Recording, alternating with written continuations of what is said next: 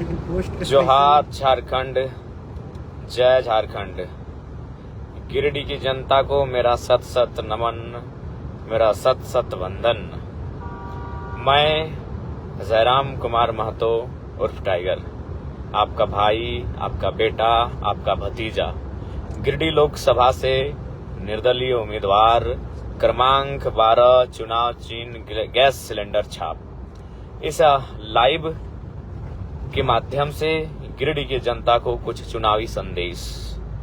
सबसे पहले मैं अपने तमाम केडर, कार्यकर्ता, बूथ लीडर, पंचायत लीडर, प्रखंड लीडर तथा अन्य तमाम जो हमारे वरीय लीडर हैं उनको संदेश कि और 24 घंटे आपकी मेहनत, आपका संघर्ष गिरिडीह हमें भारी मतों से विजय सुनिश्चित करने जा रहा है। चूंकि स्पष्ट गिरिडीह के साथ पूरी झारखंड की जनता ने देखा कि युवाओं की टोली ने किस प्रकार से संघर्ष किया, कितना मेहनत किया, और उसका साक्षात प्रमाण आपके प्रत्याशी है कि आज ये चौथा दिन है और हम लोगों को सही टाइम भोजन भी नहीं उपलब्ध हो पाता है। खाना पीना, चेहरे की बनावट, चेहरे का ढांचा आपको दिख ही रहा है। तो बस कुछ अब बाकी लोग, कुछ लोग ऐसे भी हैं प्रत्याशी जो शायद धनबल का प्रयोग करेंगे, जो आज रात के अंधेरों में धन का आदान प्रदान करेंगे। इसलिए आपसे मेरा विनम्र प्रार्थना है, आज चौकन्ने रहेंगे, अपने गांव गलियों में, टोले मोहल्लों में चौकस रहेंगे और बिल्कुल कड़ी निगरानी रखेंगे जो लोग धनबल का प्रयोग करने जाएंगे। साथ ही साथ हमें वोट देने को लेकर कुछ प्रत्याशियों के दलालों द्वारा महिला दीदी लोग को धमकाया जा रहा है, महिला दीदी लोग को डराया जा रहा है कि राशन गांव के लिए सरकार की विशेष योजना है। नारी सशक्तिकरण को लेकर सरकार की एक विशेष पहल है और वह उस लाभ से आपको वंचित कोई नहीं कर सकता है। अगर कोई जिला परिषद मुखिया टाइप का नेता अगर आपको धमकी देता है तो उस धमकी को आप सिरे से खारिज करें, ये आप सभी से हमारा नम्र निवेदन है। और निश्चिंत, और एक बात देखिए कि जब ये लोग इतना डरा रहे हैं और बार बार अगर ऐसे लोग जीत कर आएंगे, अगर जीतेंगे तो आपके साथ किस प्रकार का व्यवहार होगा। इसलिए डरिए मत, आपका बेटा, आपका भाई, आपका भतीजा खड़ा है, आप हमें ताकत दीजिए, हम आपकी ताकत बनेंगे। और साथ ही साथ संदेश ये भी देंगे कि हम लोग ये लड़ाई वैचारिक है, ये लड़ाई अभाव से निकलकर एक स्वभाव की लड़ाई है। इसलिए आप सभी से मेरा विनम्र प्रार्थना होगा। और बहुत जगह ऐसा हुआ शेड्यूल, चूंकि आपको मालूम है कि गिरिडीह लोकसभा एक बहुत बड़ा लोकसभा है। बहुत इसका एक कोना गांडे के सिरे से स्टार्ट होता है और एक कोना पुरलिया बंगाल के झालदा में सट के खत्म होता है।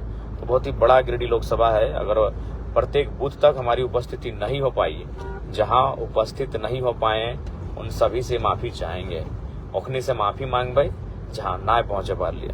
खैर वहां एक बाद पहुंचबे, ऐसा गलो जीतल बाद पहुंचबे या फिर किसी अन्य अवसर पहुंचबे, लेकिन जरूर पहुंचेंगे। और साथ ही अभी भी लोग साजिशें कर रहे हैं। कल देवेंद्र दाल को लेकर एक साजिश दिखे आपको, और अभी भी बहुत सारे लोग कोई अपने अपने वर्ग में जाकर अपने नेताओं की जो दलाली करते हैं वह दिग्भ्रमित करने का प्रयास कर रहे हैं। विशेषकर अल्पसंख्यक वर्ग, उनको इस बात को बताया जा रहा है। और कौन बता रहे हैं? एक है नेताजी हजारीबाग के पटेल जी, वो जाके कह रहे हैं कि जयराम बाबू जीतेंगे तो बीजेपी में चल जाएंगे। और अल्पसंख्यक समाज से हम कहेंगे कि जेपी पटेल से आपको एक सवाल करना चाहिए था। अभी वो वर्तमान में खुद बीजेपी के विधायक हैं, कांग्रेस के टिकट से भले करेंगे। हमारा व्यवहार सटीक है, हमारा आचरण अडिग है और हम लोग डट के खड़े हैं झारखंड के मुद्दों के साथ। और इसलिए अरे भाई, आज हम लोग के ऊपर 12 और 13 एफआईआर हैं, फिर भी हम लोग कहीं नहीं गए, किसी नेता के चरण धरने नहीं गए। तो इसलिए इस बात को जो अफवाह आ रही है उससे बिल्कुल सावधान रहे। बिल्कुल दीपक दा, आपके समाज के अलावे सभी समाज का और विशेषकर आपके समाज का बहुत सहयोग रहा और बहुत बहुत धन्यवाद। और चूंकि आचार संहिता है, देख ही रहे हैं कि 2 एफआईआर आचार संहिता में हम लोग को फिर हुआ है, तो इसलिए कोशिश कीजिएगा कि आचार संहिता का अनुपालन करेंगे और उनके तदनुसार ही जो हम लोग का चुनाव का कार्य है, वोटिंग के दिन का जो कार्य है, जो दिशा निर्देश है, गाइडलाइन है, उसके अनुसार ही करेंगे। इस बात से आपको हम अवगत कराना चाहेंगे। और साथ ही मैं नौजवानों से कहना चाहूंगा कि नौजवानों, आखिर आप वोट क्यों करें? आखिर आपके माता पिता जिन नेताओं को वोट करते हैं, बताइए। 6 लाख बच्चों ने फॉर्म भरा था JSSC CGL में, और यही गिरिडीह के जो 2 प्रत्याशी हैं बड़े बड़े, इनकी जुबान से एक आवाज तक नहीं निकला था। तो ये स्पेशली मैं कहना चाहूंगा तमाम नौजवानों से, जो परीक्षा की तैयारी करते हैं, जो पढ़ने लिखने वाले हैं, जो नौकरियों की तैयारी करते हैं, ये दोनों बड़े बड़े प्रत्याशी, उनकी जुबान से एक आवाज नहीं निकला। आवाज क्यों नहीं निकला? ना उनके घर के बच्चे उस नौकरी की फॉर्म को भरेंगे ही नहीं। उन्हें नहीं करना है वो सरकारी नौकरी। उनका जीवन रॉयल है, उनका जीवन लग्जरियस है।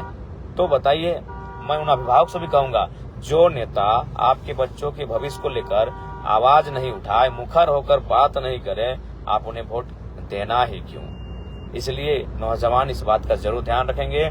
जो पढ़ाई की बात करे, जो दवाई की बात करे, जो कमाई की बात करे, जो शिक्षा, स्वास्थ्य, रोजगार की बात करे, उनके साथ चलना है। इस बात को ध्यान रखिएगा, तभी झारखंड राज्य और भारत देश की पॉलिटिक्स को हम लोग बेहतर कर सकते हैं। और साथ ही साथ मैं तमाम किसान, धन्यवाद मोहम्मद तारिकदा, कुछ लोग हैं जो दिग्भ्रमित करने का प्रयास कर रहे हैं, क्योंकि उनको दिख रहा है कि ये लड़का नया लड़का है, अल्पसंख्यक समुदाय को साथ लेकर चल रहा है, अल्पसंख्यक समुदाय को टिकट दे रहा है, अल्पसंख्यक समुदाय के बेटों को अपनी पार्टी में बड़ा बड़ा पद दे।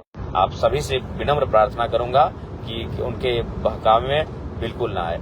और साथ ही साथ मैं किसान वर्ग से एक अपील करूंगा कि अगर हम लोगों ने तो हमेशा किसानों को लेकर मुखर होकर कहा है, और खेती, जमी, बारी, इसे बचाने को लेकर हमेशा कहा है, तो सदन के साथ साथ हमारी उपस्थिति जब होगी तो हम लोग किसान का जो आज MSP का मामला है, जो जैसा कि हमें एक किसान मित्र भाई ने संदेश दिया था कि 20 रुपए सरकार का रेट है, लेकिन जानबूझकर जो खरीदने वाले लोग हैं वो लेट करते हैं, ताकि किसान माने प्रतीक्षा ना करे, वो बेचैनी में अपना जो उत्पादन है उसे बेचना पड़े, और वो उत्पादन वह 14, 15, 16 रुपए में बेच देता है। इससे क्या होता है कि जो अधिकारी हैं और जो दलाल हैं उनको फायदा होता है, ना कि किसानों को होता है। तो इन विषयों पर हम लोग मुखर रहेंगे, इन विषयों पर हम लोग किसानों के प्रति पॉजिटिव रहेंगे। इस बात के लिए हम लोग, और जाहिर सी बात है, और खासकर गैर मजरूबा, इसको लेकर भी मैंने हमेशा अपना संबोधन में बात को रखा है कि आज किस प्रकार गैर मजरूबा जमीन, जो कि एक खास किस्म की जमीन होती है, जिसको किसान के लोग जोत कोड़ करके अपने श्रम से, अपने खुदकट्टी की मेहनत से खुद कोड़ कर तैयार करते हैं, लेकिन आज उसकी रसीद नहीं काटी जा रही है।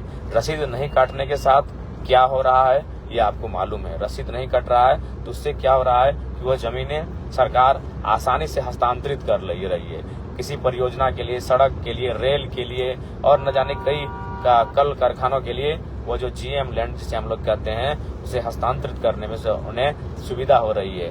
जबकि न्यायालय का सख्त आदेश है कि ऐसे जमीनों को रसीद काटने का काम किया जाए और किसानों के अधीन रहे। न्यायालय के जो निर्णय है उसको भी ठंडे बस्ते में इन्होंने डाल दिया है। तो इसलिए और साथ ही साथ विस्थापन, झारखंड की एक समस्या विस्थापन है। विस्थापित लोगों से भी मेरा अपील होगा कि आज विस्थापन पर मुखर होकर बोलने का काम हम लोगों ने किया है। निश्चय ही सदन में जब हम लोग जाएंगे तो इन विषयों पर बहुत ही बेहतर और गंभीर रूप से तथ्य और तर्क प्रस्तुत करेंगे, जिससे कि विस्थापित के पक्ष में बेहतर कानून बनाए जा सके। और बिल्कुल दिल्ली हमारा इसलिए भी जाना जरूरी है कि आज जिस प्रकार से झारखंड खनिज संपदा से परिपूर्ण झारखंड जिस प्रकार से लूट रहा है, लूटखंड बना हुआ है, तो उसे बचाने के लिए हमें लगता है 40% खनिज देने वाला झारखंड आज सदन में खड़ा होकर 40 मिनट का डिस्कशन झारखंड के ऊपर डिमांड करेगा।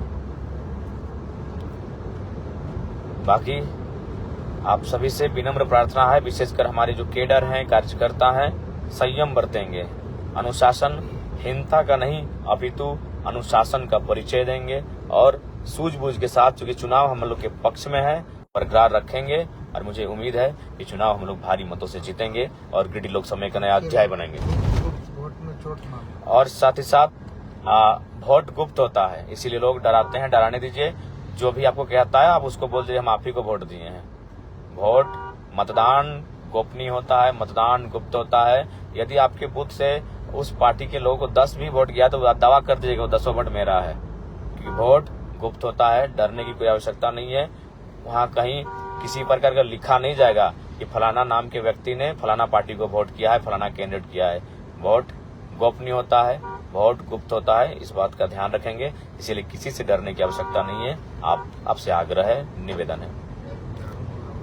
और साथ ही साथ प्रयास कीजिएगा, शराब का बड़ी जोरदार प्रचलन चलेगा, तो उससे थोड़ा सा बचने का प्रयास कीजिएगा। मांस मदिरा का प्रचलन बढ़ेगा इन कुछ घंटों में, तो इसलिए उनसे बचने का प्रयास कीजिएगा और अपने साथियों को भी बचाने का कार्य कीजिएगा। मैं आप सभी से विनम्र प्रार्थना करूंगा। बाकी जोहार झारखंड, जय झारखंड।